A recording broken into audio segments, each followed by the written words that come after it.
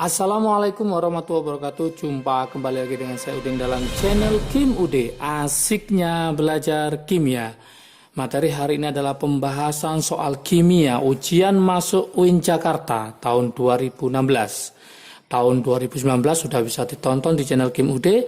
Semoga bisa menyimpulkan bagaimana model soal kimia ujian masuk UIN Jakarta ya. Ada 5 soal sama dengan tahun 2019. Tahun 2016 juga ada 5 soal. Ada soal yang mirip, yang sama dibahas dan diulang-ulang. Ini berarti kemungkinan pada tahun ini 2021 yang akan dilaksanakan tanggal 26 Juli, kurang sekitar 6 hari dari sekarang ya, atau 5 hari. Kemungkinan soalnya diulang stoikiometri yang saya lihat dari tahun 2019. Oke, ada 5 soal, ini sangat berpengaruh pada nilai untuk kumulatif dari semua nilai, baik yang biologi, fisika, matematika, atau yang lainnya. Jadi sangat menentukan kalau 5 soal ini betul semua ya. Oke, tanpa berlama-lama, seperti biasa, sebelum saya bahas, like, subscribe, dan komentarnya juga lonceng ditekan supaya tidak ketinggalan video terbaru dari Kim Ude. Oke, kita mulai. Soal yang pertama adalah soal nomor 6. Oke, soal nomor 6. Soal nomor 6 inilah soal yang sering keluar ya. 2015 juga keluar, 2016, 2019, model soal stoikiometri, cari reaksi pembatasnya. Model soalnya nanti, soal lengkapnya bisa dilihat di deskripsi di bawah ini ya. Oke, model soalnya seperti ini. Untuk membuat amonia. Amonia rumusnya masih ingat yaitu apa? NH3. Oke. Terdapat di situ diketahui ya, terdapat 12.000 liter. Miliknya siapa? Yaitu gas hidrogen. Kemudian ada juga dan 5.000 liter miliknya gas nitrogen. Oke. Yang ditanyakan adalah kondisi akhir ya, sama dengan tahun 2019 kemarin ya. Kondisi akhir pada pembuatan amonia.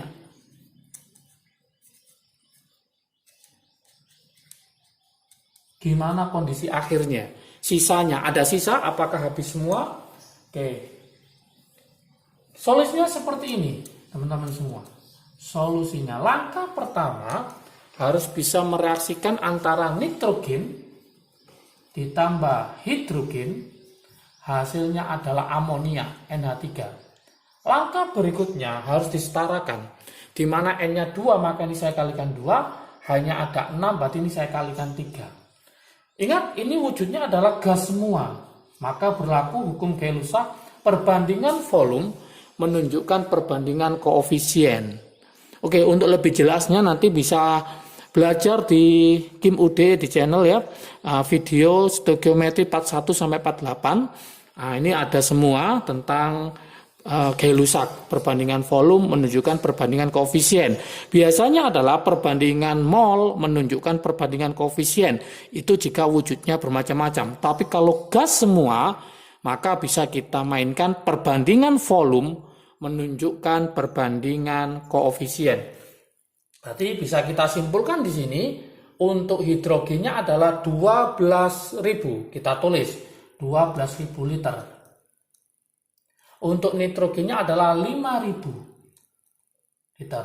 Oke, supaya nggak terlalu banyak menghitung, maka ini anggaplah kita sederhanakan, berarti ini 5, yang ini adalah 12. Oke. Kemudian cari apa? Mula-mula reaksi sisa. Karena kita ingin tahu akhir reaksinya bagaimana. Kalau ada 2 yang diketahui, maka langkah berikutnya harus cari namanya PP. PP itu adalah reaksi pembatas. Karena ini adalah volume, maka volume dibagi koefisien, cari yang paling kecil.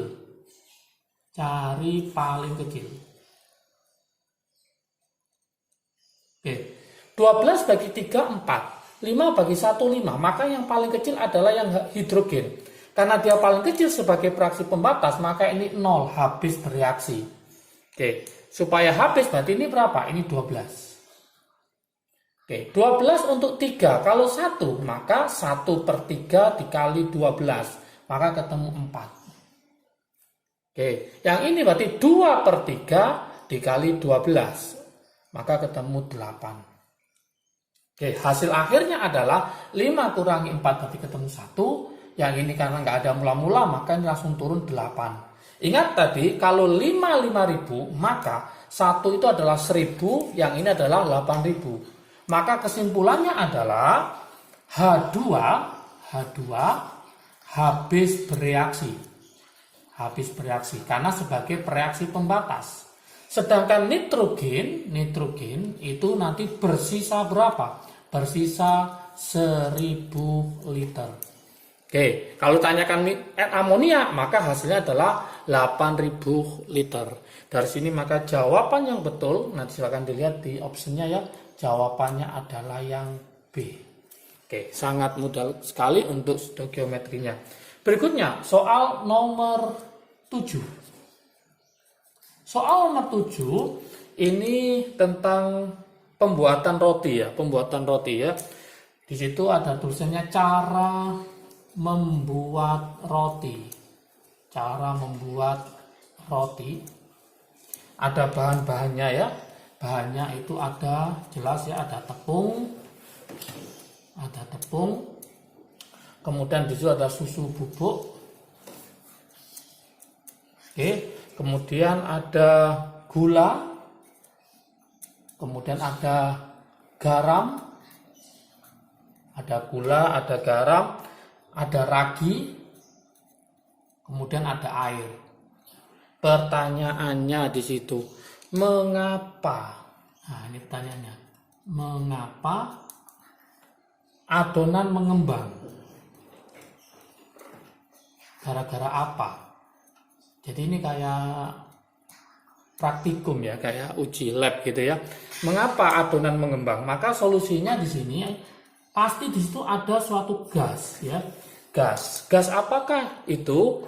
Nah, jawabannya arahnya cari di option ada gas CO2. Jadi jawabannya nanti ada gas karbon dioksida CO2 yang dihasilkan dari reaksi ya, yang dihasilkan dari reaksi antara apa? Yaitu antara tepung amilum tadi. Antara tepung, kemudian gula, dan dibantu ragi. Jadi nanti akan menyebabkan adonan kue akan mengembang. Ini yang penting, dibantu oleh ragi. Maka jawaban yang tepat dari option A sampai D adalah yang B, ada gas CO2. Kalau yang A itu hanya gas saja dari fermentasi, itu lebih kurang tepat, harus disebutkan gas apakah yang menyebabkan adonan kue itu mengembang. Maka jawabannya adalah gas CO2, karbon dioksida. Oke.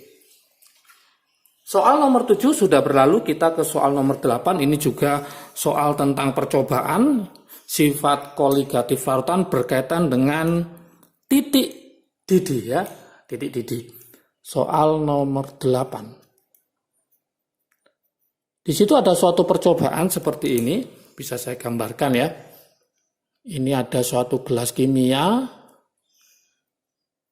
ada 3 tabung di situ, ada 3 tabung, tabung 1, tabung 2, dan tabung 3, kemudian dikasih termometer, ya termometernya untuk mengukur suhunya di sini. Oke, ternyata dia memberikan titik didih yang berbeda, titik didih yang berbeda, ya dibakar. Titik didihnya itu nanti sesuai dengan grafiknya. Ini ada grafiknya. Seperti ini. Kemudian ini ke atas gini. Oke, pada grafik yang pertama ini suhunya adalah sekitar 98. Kemudian yang ini adalah 100 derajat Celcius ya, 100 derajat Celcius ini sama. Kemudian yang paling atas ini titik-titiknya adalah 104. 104. Ini dalam satuan waktu di sini. Oke. Di sini pilihannya yang pertama, zat pada tabung 1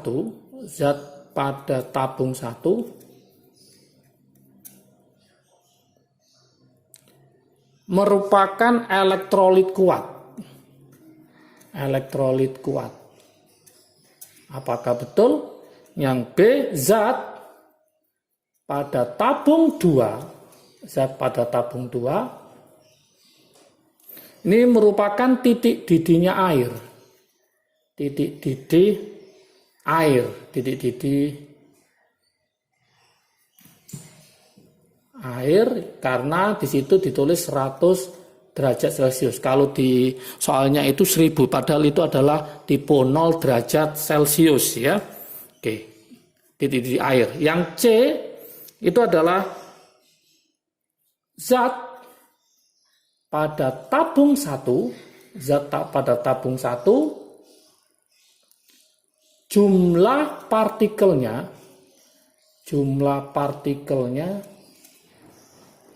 3 kali lebih banyak. Lebih banyak dari tabung 3. Oke. Kemudian jawaban yang D saya taruh sini ya. Jawaban yang D, zat pada tabung 3 adalah pelarut air. Zat pada tabung 3 adalah pelarut air. Oke, kita analisis mulai A sampai D. Kalau kita lihat, ingat air itu mendidih pada suhu berapa? Pada suhu 100 derajat Celcius. Maka otomatis pada 100 ini kita mainkan pada miliknya si air. Berarti zat pada tabung 2 titik didih air yaitu 100 derajat Celcius. Inilah yang lebih tepat ya. Kenapa tidak memilih A? Zat pada tabung 1 elektrolit kuat. Di atasnya pelarut air itu nanti ada elektrolit, ada non-elektrolit. Kita tidak tahu dia itu elektrolit apa non-elektrolit. Karena apa? Di data tidak ada senyawanya itu apa. Sehingga hanya berupa suhu 104. Berarti elektrolit kuat kita tahunya juga dari mana? Nggak jelas di sini. Kecuali kalau di sini ada senyawanya, misalkan Na2SO4 atau H2SO4, maka bisa kita pastikan dia adalah elektrolit kuat. Kalau ini tabung ada urea, maka dia termasuk non-elektrolit. Berarti jawaban A itu kurang tepat. Kemudian yang C, zat pada tabung 1. Pada tabung 1, ini tabung 1 ya. Ya, ini tabung 2, sorry tadi belum, ini tabung 3. Oke, zat pada tabung 1, jumlah partikelnya 3 kali lebih banyak daripada tabung 3. Ini juga tidak bisa kita tentukan. Kenapa? Karena senyawanya juga tidak tahu. Seandainya senyawanya kita tahu, yang ini non-elektrolit, kemudian yang tabung 1 adalah elektrolit dan ionnya adalah 3 kalinya, maka bisa kita pastikan kita milih yang C. Yang terakhir, zat pada tabung 3 adalah pelarut air. Ingat air tadi mendidih pada suhu 100, ini 98, maka dia di bawahnya air. Maka ini juga kurang tepat. Maka jawaban yang paling tepat adalah yang B, zat pada tabung 2 karena titik didihnya adalah 100 derajat Celcius, maka dia merupakan titik didihnya air. Oke, paham ya? Oke, soal berikutnya, nomor 9, elektrolisis, baik di 2019 keluar mau di 2016 juga keluar ini membuktikan bahwa stoikiometri sama elektrolisis itu pasti keluar di tahun ini, kemungkinan terbesarnya. Oke, modelnya adalah seperti ini. Ada suatu gambar ya untuk elektrolisis ya. Nah, seperti gambar. Ada pipa U di sini ya. Seperti ini. Oke. Ini adalah larutan CuSO4 Aki. Oke.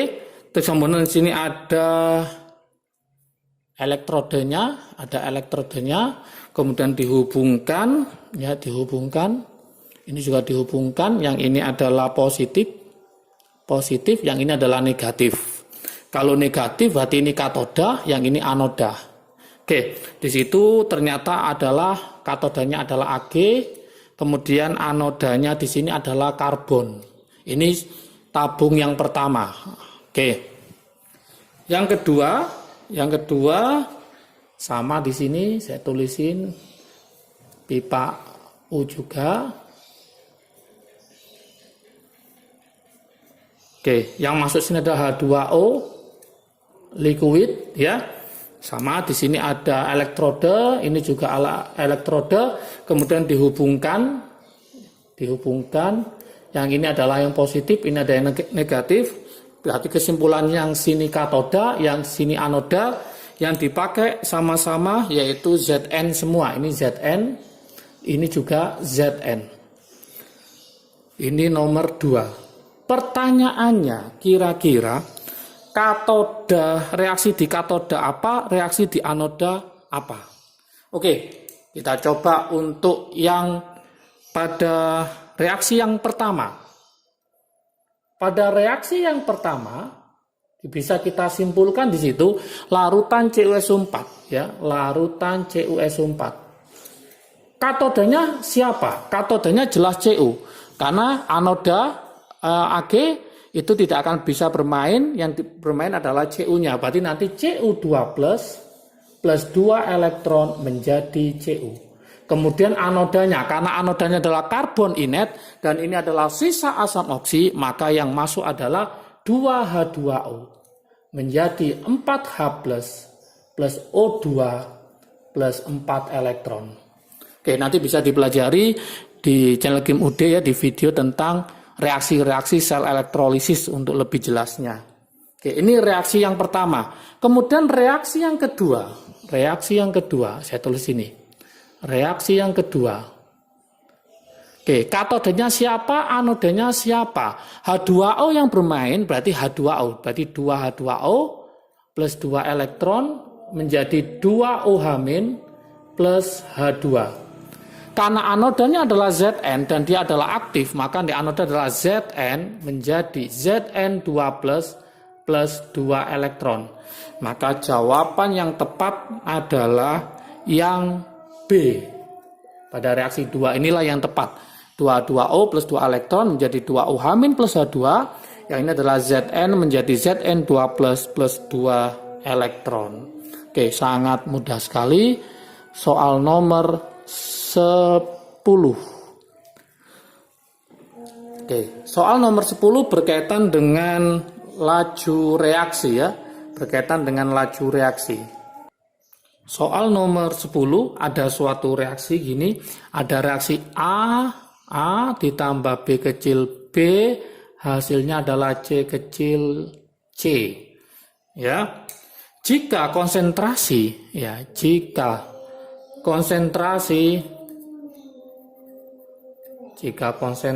kedua reaktan itu baik A dan B dinaikkan dua kali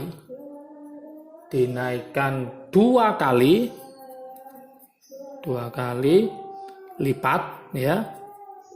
Laju reaksi meningkat 4 kali lipat. Meningkat 4 kali, soalnya seperti itu. Itu kalau masing-masing dinaikkan 2 kali ya. Soal berikutnya, ketika konsentrasi A dinaikkan 2 kali dan B tetap,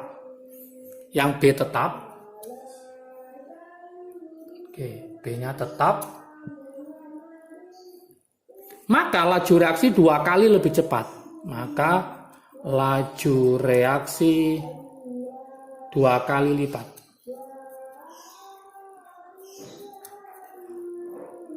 Pertanyaannya adalah bagaimana persamaan laju reaksinya?